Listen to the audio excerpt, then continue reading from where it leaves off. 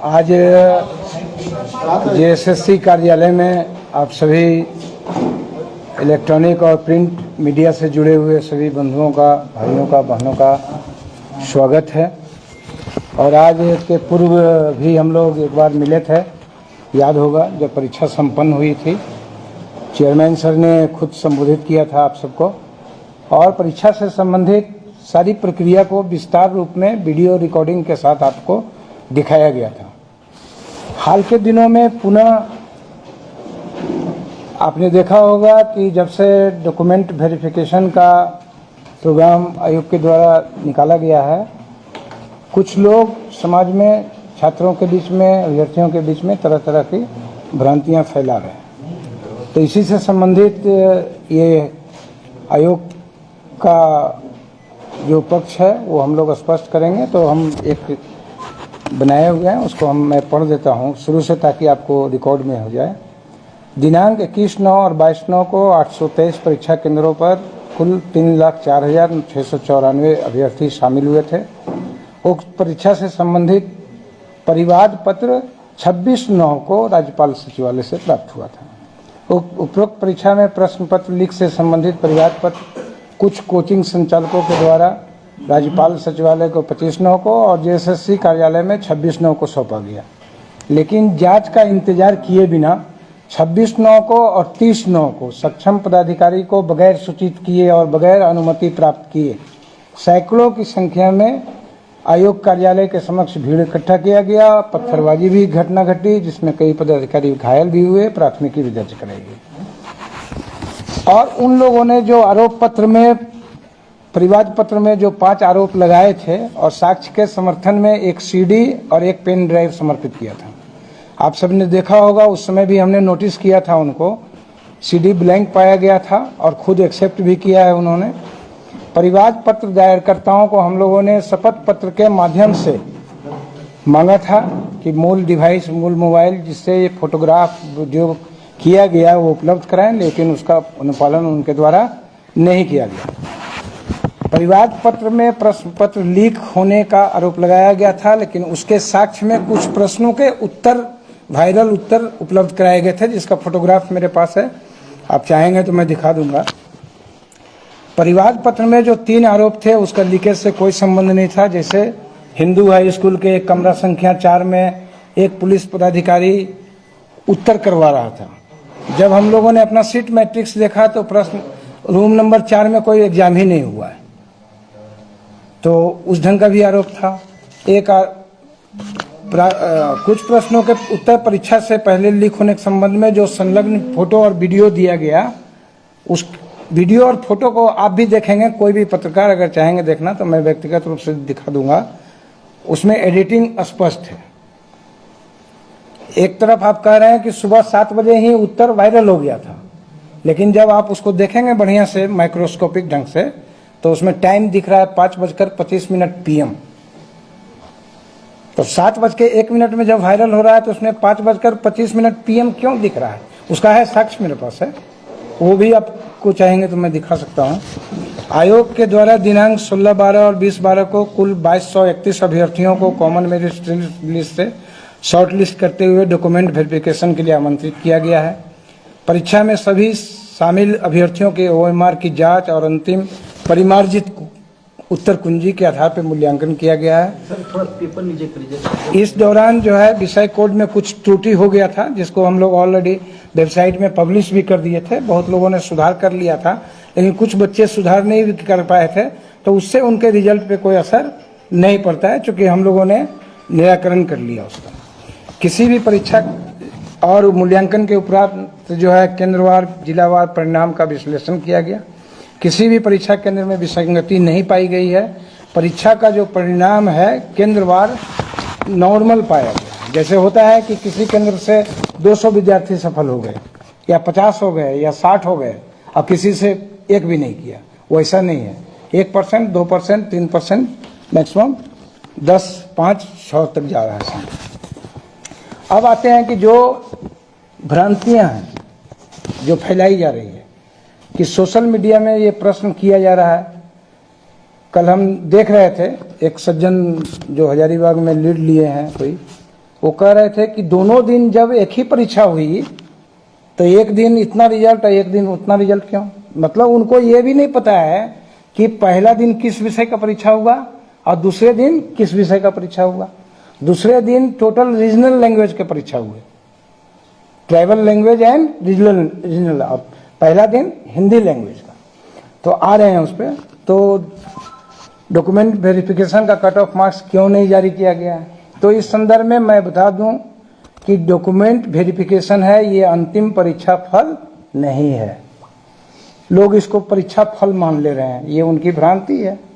ये first DV है जो कि 20 तारीख तक है, इसलिए कट ऑफ मार्क्स जारी नहीं किया गया है। क्यों? क्योंकि कट ऑफ मार्क्स जारी तब होता है जब अंतिम परीक्षा फल प्रकाशित कर दिया जाता है, और अभी इस डीवी में कितने बच्चे आएंगे कितने नहीं आएंगे ये किसी को पता नहीं है ना। दूसरा, ये अफवाह फैलाया जा रहा है कि झारखंड राज्य के बाहर के अभ्यर्थियों को बड़ी संख्या में सफल कर दिया गया है, जो कि कैसे पता चला कि बाहर के विद्यार्थी हैं? हम तो सिर्फ रोल नंबर जारी किए हैं। ये सोचने का विषय है, आप लोग भी थोड़ा दिमाग लगाइएगा। किसी को कैसे पता चला कि इसमें बाहर के विद्यार्थी कौन है और घर के विद्यार्थी कौन है?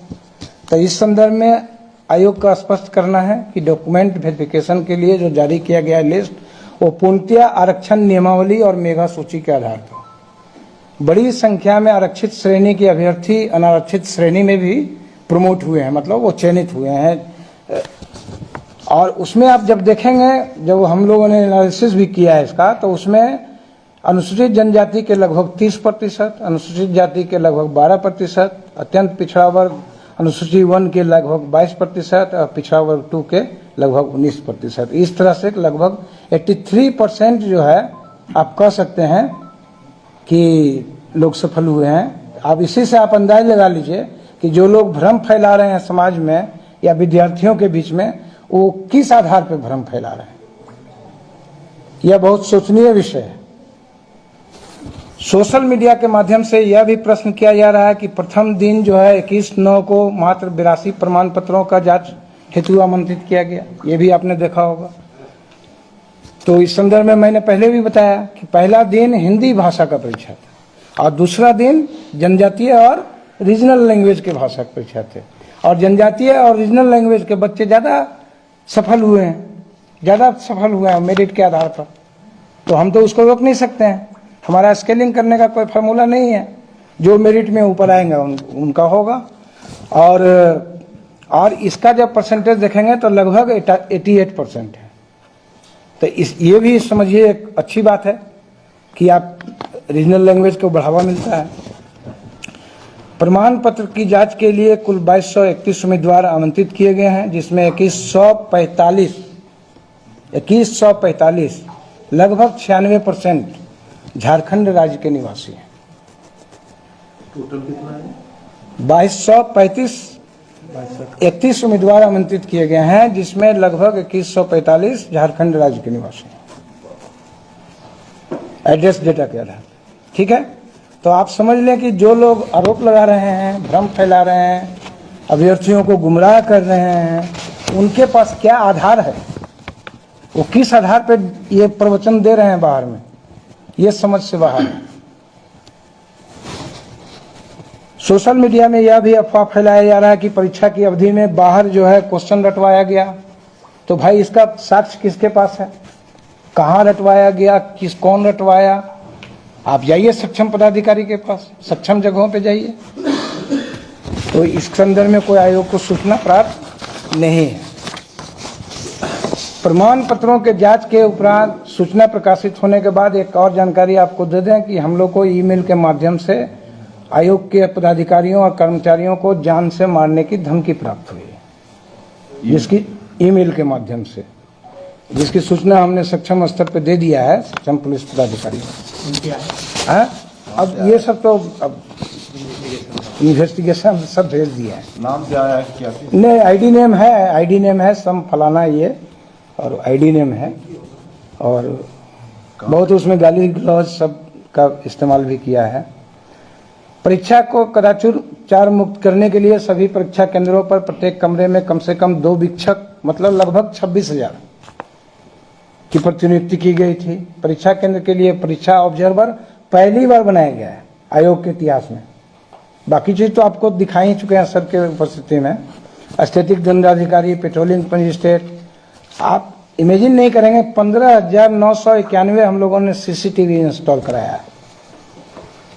और आपको पिछली बार ही दिखा दिए थे कि जो एडहेसिव बैग है उसको आप फाड़ नहीं सकते, पूरे सभी मीडिया बंधु थे। इस तरह से सभी 823 परीक्षा केंद्रों पर कदाचार मुक्त और शांतिपूर्ण परीक्षा संपन्न हुई है। यही हमारा पक्ष है और लोगों को भ्रांतियों को निराकरण करने का यही आधार है। इसी के लिए आप सबको प्रश्न दिया गया है। अब अगर आपके मन में कोई एक एक वन बाई वन इतना हंगामा क्यों है? कल आपके ऑफिस में घेराव भी है, आखिर किस बात को लेकर है? जब आप वेरीफाई कर रहे हैं तो ये ट्रांसफॉर्म क्यों नहीं हो रहा है? जो आपका मैसेज जा रहा है, दे रहे हैं, नहीं ये जा क्यों नहीं रहा है? ये मैसेज तो एक बात समझिए, आपने 22 तारीख को परीक्षा खत्म हुई, ठीक, आप कह रहे हैं कि उत्तर वायरल हो गया था, ठीक है, ठीक है, तो 26 तक क्यों समय लगा आपको? एक बात। दूसरी बात कि आपने क्या जांच किया? जिस वीडियो के आधार पर आप कह रहे हैं कि उत्तर वायरल हो गया, मैं दिखा दूंगा आपको, सब मेरे पास है, उस वीडियो का आपने जांच किया? आपने एक्सेप्ट किया कि सीडी मैंने देखा नहीं, किसी लड़के ने मुझे दिया, मैं आपको दे दिया। तो आपको जब नरेटिव बनाना है, और आप सब लोग जानते हैं कि 2000 अभ्यर्थी ही सफल होंगे, रिजल्ट तो 2000 का होना है, 2000 पोस्ट है, 2,98,000 को तो बाहर होना है। तो आप ये समझ सकते हैं कि भावनाओं को उभारने का सबसे बढ़िया माध्यम क्या है, ये तो आप भी समझ सकते हैं। नहीं, आप लोग जो जांच करवाए थे उसमें क्या निकला? यही निकला जो बता रहे हैं? सब बता दिए आपको। साक्ष्य लेके आया सर, वो भी थोड़ा दिखा दो। लेकिन आप बता रहे हैं कि जांच में कुछ भी नहीं निकला। नहीं, कुछ भी नहीं निकला, ये हम कहाँ कहे, हम तो बोले निकला। हाँ। क्या कि 5:25 टाइम दिया हुआ PM। मतलब मॉर्फ था जो वीडियो। अब वो तो अब बताएंगे विशेषज्ञ लोग। सर आप सीएम नहीं, लेकिन ये आप बता रहे हैं कि कुछ हमने रिपोर्ट भेज दिया सक्षम स्तर पे। CID जांच के लिए लिखी है, इसका मतलब आप पर भरोसा नहीं है? नहीं, कैसे भरोसा है? हमारे भरोसे पर तो हुआ होगा ना, हम लोगों ने रिपोर्ट किया है। अब सरकार का काम अपना है, आयोग का काम अपना है। तभी तो जांच आप रिपोर्ट सरकार को की? सरकार को भी किए, राज्यपाल महोदय को भी किए, जहाँ जहाँ ये लोग दिए थे वहाँ वहाँ सब जगह भेज दिया। कोर्ट में तो एफिडेविट हो चुका है। अच्छा, हाँ, कोर्ट में आपको हियरिंग भी है 17 तारीख को। मतलब कोई भी जांच हो, आपको नहीं लग रहा है कि कहीं कुछ होने वाला? ये तो जांच का विषय है ना। हम अपने पार्ट से क्लियर है ना। कोई कदाचार नहीं है। हमको पाया गया कि आपने वीडियो में एडिटिंग किया है, हमको लगा। लेकिन ये सर डेवी लिस्ट आने के बाद एक और सोशल मीडिया पर चल रहा है कि कुछ स्टूडेंट पहले ही कुछ रोल नंबर बता दिए थे कि देखिए इनका होना है, क्योंकि परीक्षा देखिए, देते समय ये लोग हाइपोथेटिकल क्वेश्चन का हाइपोथेटिकल आंसर नहीं हो सकता है। अगर आपके पास हो कोई, गया है। ये हमको अगर किसी का ऐसा इंटीमेशन रहेगा तभी ना हम बताएंगे। हमको लोगों ने जांच दिया, परिवाद पत्र दिया, 5 आरोप लगाए, 5 का जांच कर लिया हम लोगों ने। अगर आप देते, अब कितना महीना बीत चुका, सोचिए कि 22/9 को एग्जाम हुआ है और आज हम लोग 12वें महीने में। आज अगर आप इस ढंग का कोई बात करते हैं तो इसका कोई मतलब नहीं है ना। अच्छा, जो भ्रांति फैला रहा है, आप लोगों ने जांच कर लिया, सब कुछ ठीक हुई, उनको कुछ क्या कार्रवाई कार्रवाई कर रहे वो हैं? कार्रवाई होगा, सब समय पे होगा ना।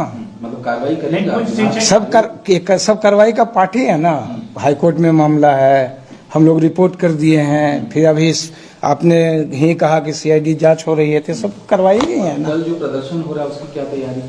उसकी तैयारी तो सब आप पुलिस प्रशासन कर रहे होंगे, उनका काम है। लेकिन साक्ष्य के साथ आप जिन शिक्षकों को वार्ता के लिए बुलाए थे, उन ज्यादातर शिक्षकों के घर पर कल परसों से उन सब से देखिए, उन सब से हम लोग का कोई, एक शिक्षक की अरेस्टिंग भी हो गई है। उन सब का आयोग से कोई संबंध नहीं है। क्या सर आयोग आयोग का वो सब लॉ एंड ऑर्डर हमारा इशू नहीं है। लॉ एंड ऑर्डर FIR कराए होंगे कि ऐसा कुछ हुआ है, जो हाँ। बता रहे थे पत्थरबाजी हुई है, क्या हुई है?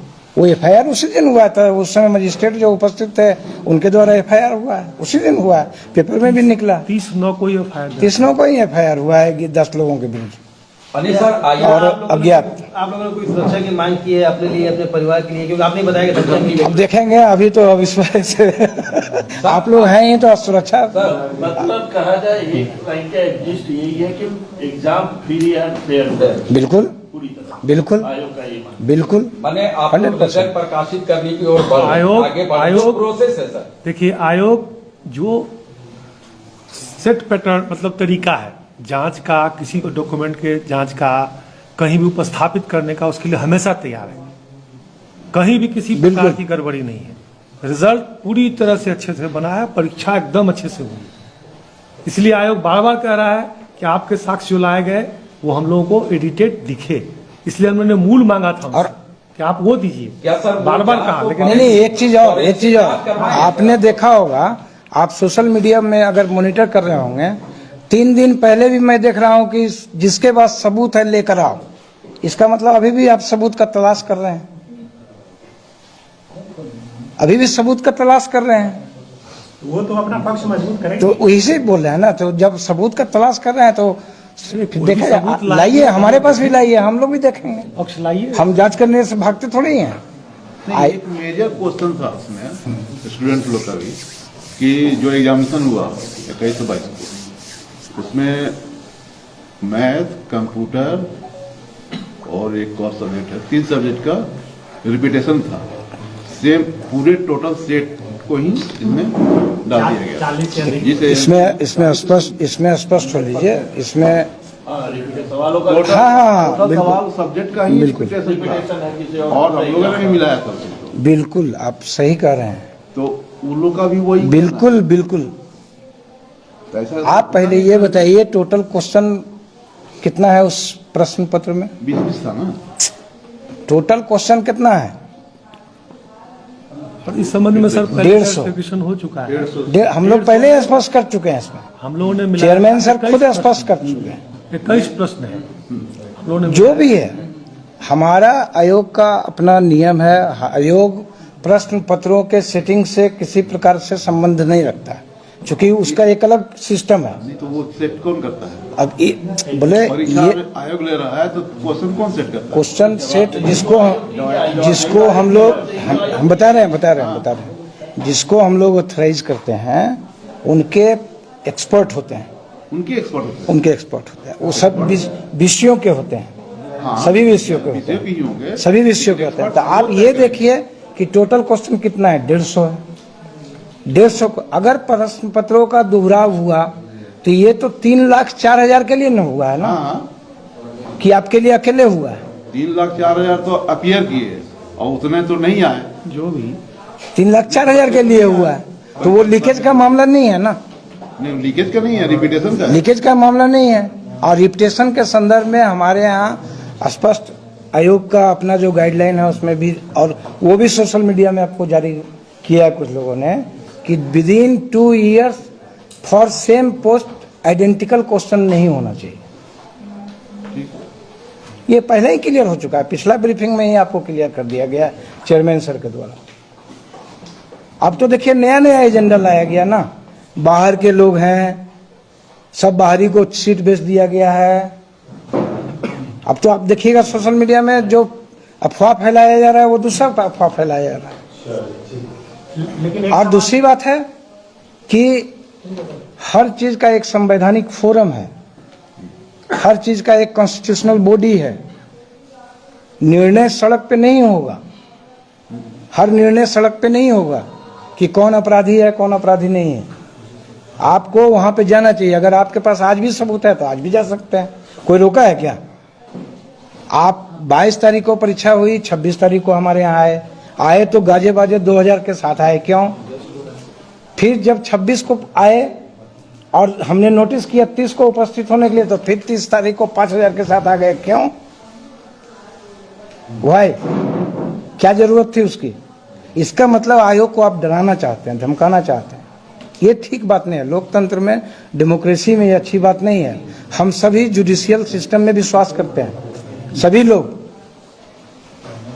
तो सिस्टम में आपको आप बात रखनी चाहिए। आपको जहां भी जा सकते हैं, आप कोर्ट में जा रहे हैं, सो मच सो गुड। तो स्टूडेंट सर सवाल वही पूछ रहे हैं कि आप जुडिशियल सिस्टम पर विश्वास रखते हैं, तो सुनवाई अभी होनी थी, उससे पहले ये डीबी लिस्ट क्यों जारी किया गया? फिर आप समझिए इस बात को। अगर आप लोग कहते हैं कि सचिव ने कहा था, आप अभी भी सब हमारे स्टेटमेंट को लोगों ने रिकॉर्ड किया है। ये प्रक्रिया है, this is not final result, this is process, और हम अपने प्रोसेस से चल रहे हैं। अभी हमारा 27 तक तो डीवी है, फिर उस डीवी को फाइनल करने में भी कितना टाइम लगता है, आप समझें इस चीज को।